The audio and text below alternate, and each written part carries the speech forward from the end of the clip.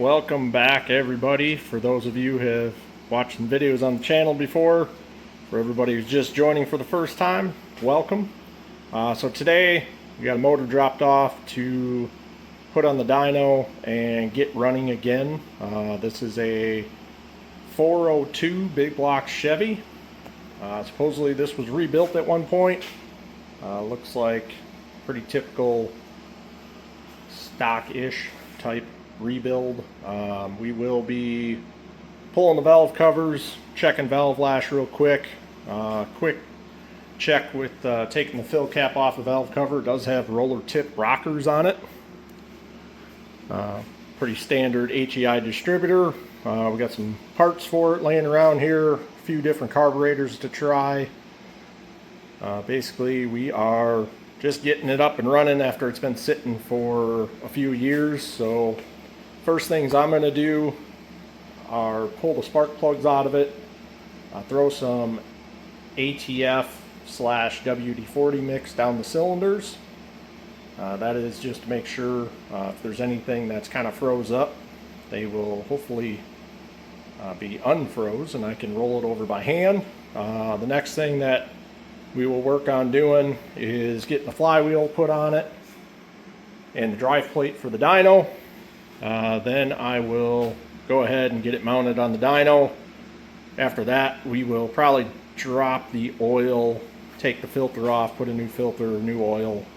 Then we're going to pull the distributor and work on priming the oiling system. Just make sure we got oil pressure and we have oil coming out each push rod up at the rockers.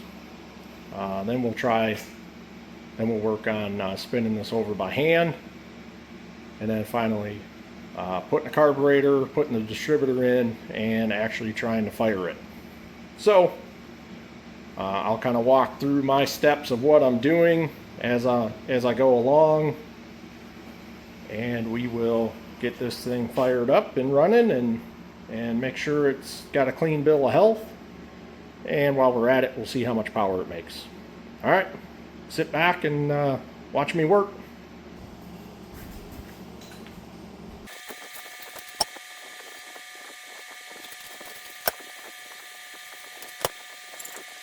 What I like to do for a motor that's been sitting like this for a while, first thing, look at the spark plugs. Spark plugs tell us what's happening inside the motor. So, quick glance, all 8 spark plugs, they all look pretty much the same, pretty normal for a motor like this, street motor that's probably had unleaded fuel run through it. So, nothing out of the ordinary there, so we're gonna keep moving forward.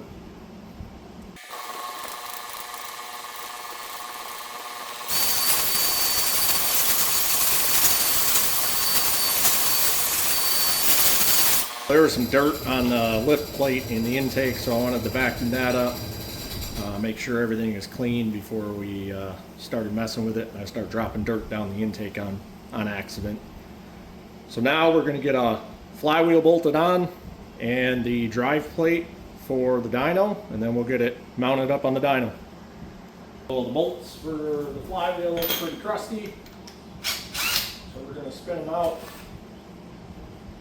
and we'll get them cleaned up before we put them back in. And same with the back of the crank.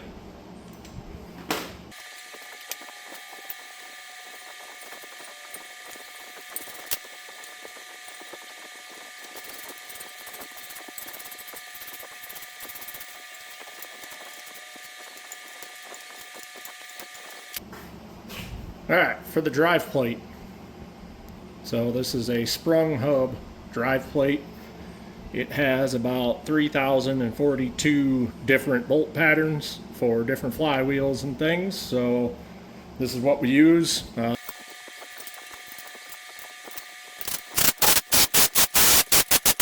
going to get this thing lifted up. We'll get the cart taken off of it and we'll get our motor mounts put on. So I use a solid motor mount on the dyno. These are some motor mounts that I made years and years ago, but I've been using ever since. So they work pretty good.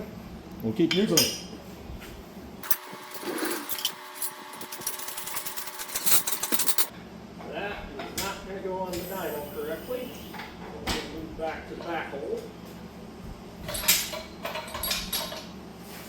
need it pretty level when we go to put it on the dyno.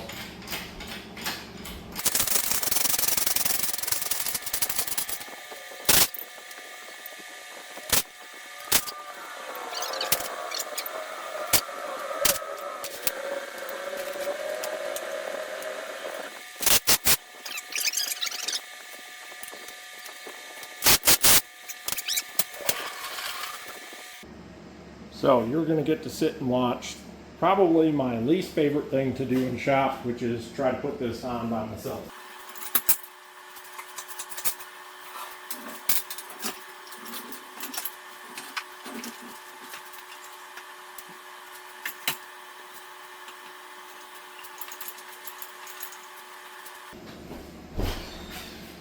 What up? Hello. We're back. Huh? We're back.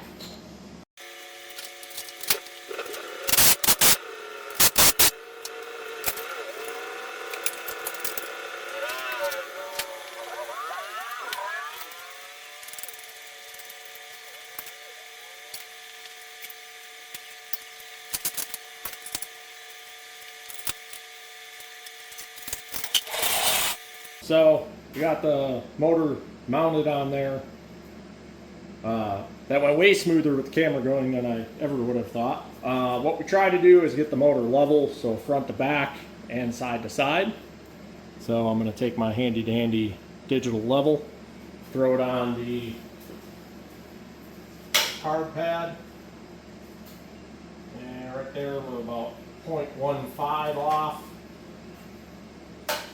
Going this way, 0.85.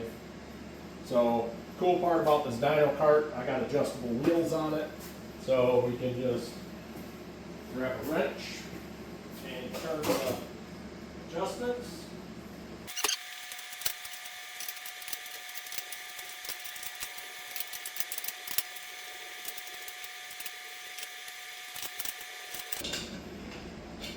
Went a little too far.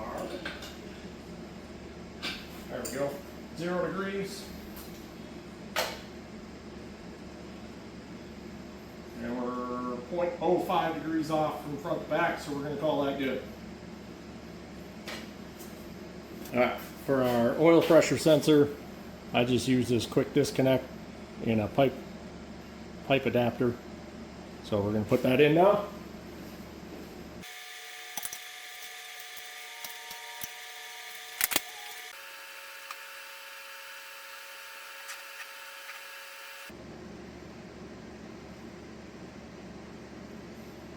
While the oil's draining, I'm going to start pulling valve covers on this. Just taking a look at the oil coming out of here to see if there's anything coming out of the oil pan. Doesn't really look like it at the moment. We'll let that continue. We're going to socket, start pulling valve covers. That's the wrong color.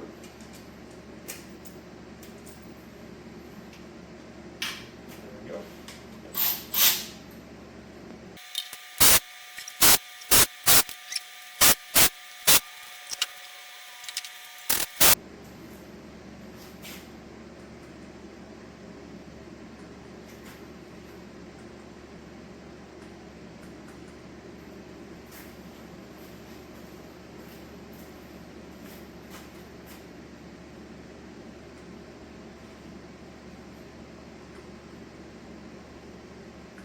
All right, quick look here.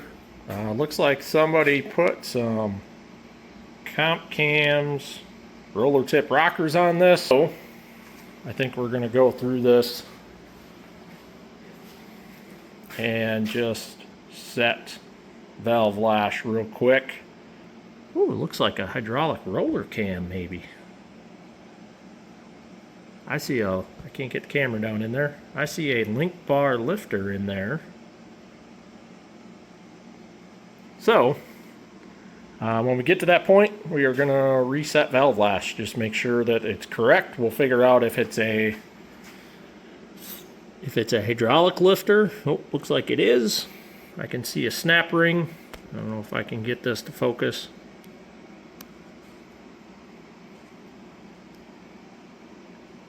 and I can't. Guide plates are also comp cams. Can't get that to focus either.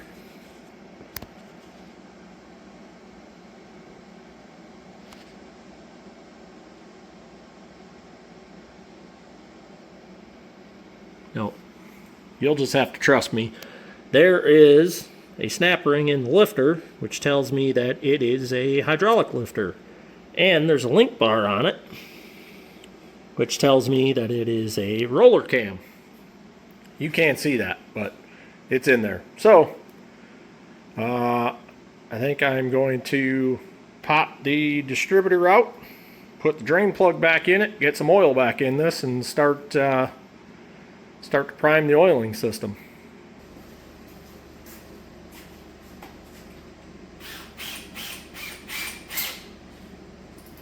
All right.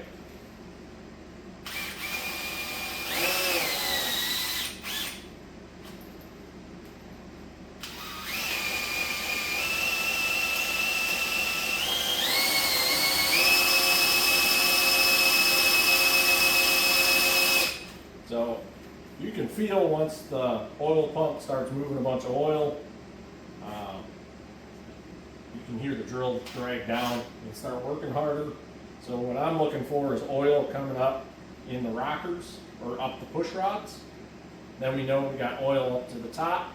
And then I'm actually going to take the motor and start turning it over about a quarter turn at a time until we get oil up every push rod.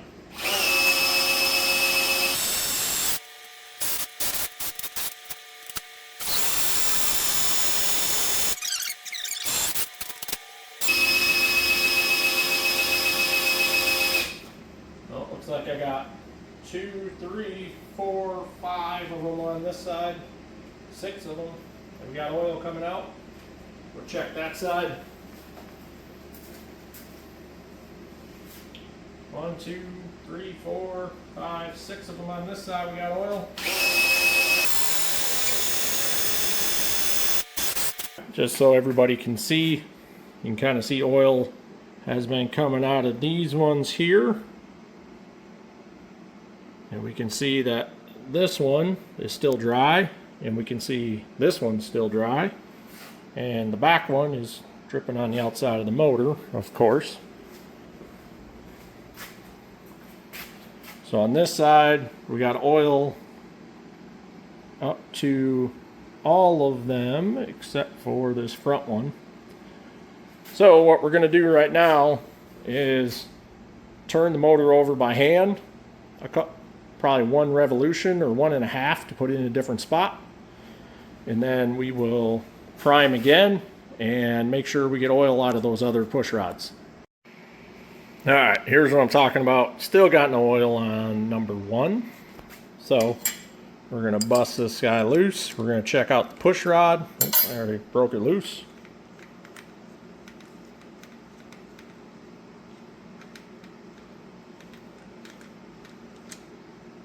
Pull that guy off, take the rocker off, pull the push rod out. So it looks like we got some oil in the bottom of the push rod, but nothing coming out the top. So I'm going to take this over, we'll hit it with the air gun, see if there's something plugged in the bottom of it, and we'll be back to try this again. Alright, so blew that out. There wasn't any big chunks that came out of it, but we'll see what happens here.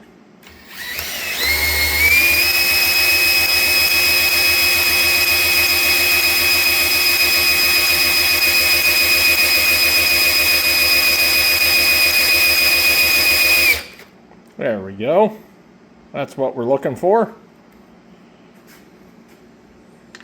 So we'll slide this rocker back on, and we will move on to setting valve lash.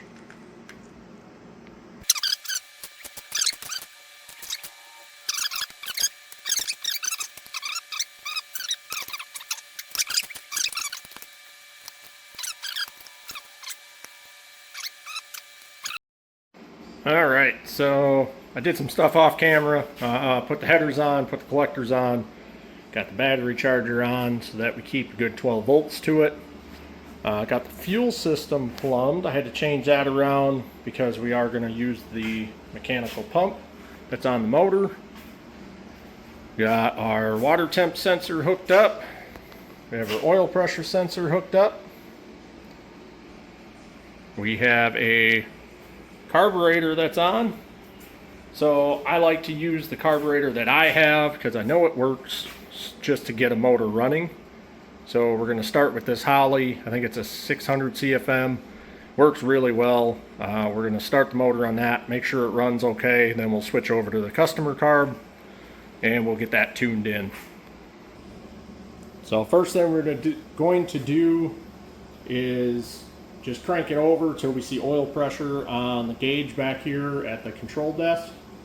Once we get oil pressure, then we'll turn the ignition on and try to fire it. It'll probably take a minute or two to pump some fuel up to the carburetor.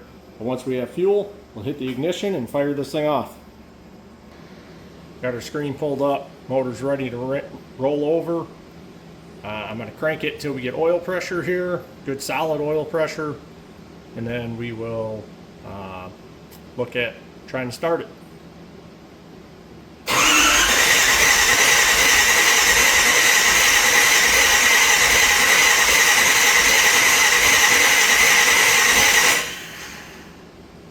Alright, sounds decent. Oil pressure came up real quick. I got to look at my water temp gauge because I don't know why that's reading 1. So we will take a look at that and be right back. We're going to hit the ignition and see if we can't get this thing to start.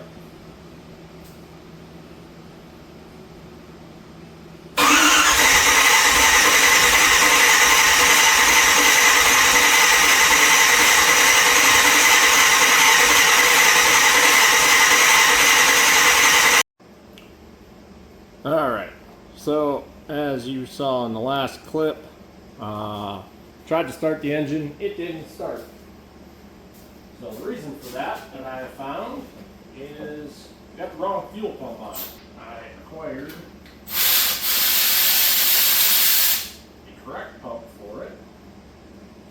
And we're going to get that put in.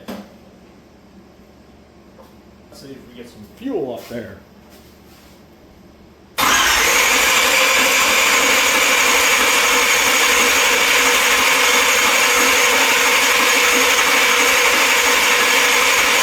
There we go. So I can see fuel here.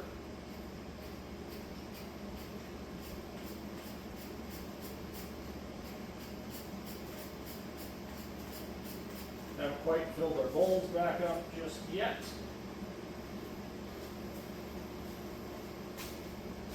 And I don't have the ignition on, so that's why it's not even trying to start.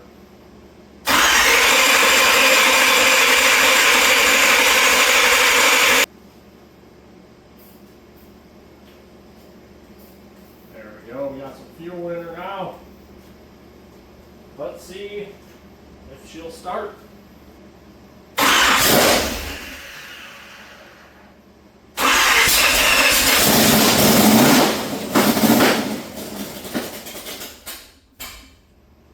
Okay, it started.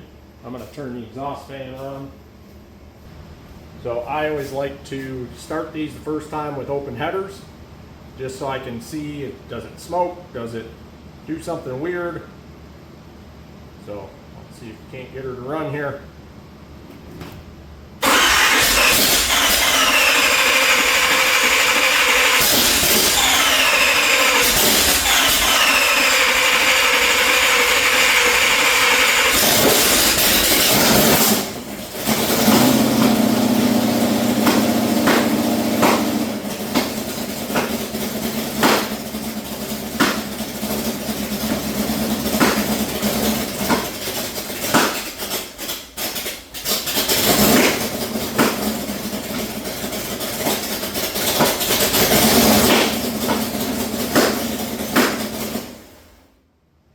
Got a little popping going on there. We're gonna do some investigation here and figure out what that is.